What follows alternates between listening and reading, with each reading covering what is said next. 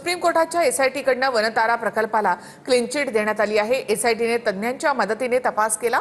या तपासामध्ये कोणत्याही नियमाचं उल्लंघन केलेलं आढळलं नाही। वनताराने अनेक प्रकरणांमध्ये चांगलं काम केल्याचं वकिलांनी म्हटलं। गुजरातच्या जामनगरमध्ये अनंत अंबानी यांच्या पुढाकारातून वनतारा उभारण्यात आलाय। वन्य प्राण्यांची काळजी आणि संवर्धन करण्यासाठी अंबानींनी वनतारा प्रकल्प उभारला। वनतारा हा प्रकल्प 3000 एकरमध्ये सुरू करण्यात आलाय। वनतारावर झालेल्या कथित अनियमिततेच्या आरोपातून दिलासा मिळालेला आहे। आम्ही समितीच्या अहवालावर समाधानी आहोत असं कोर्टानं म्हटलंय।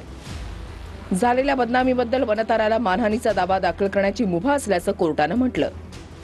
एसआयटीच्या अहवालामध्ये वनताराच्या कामावर समाधान व्यक्त।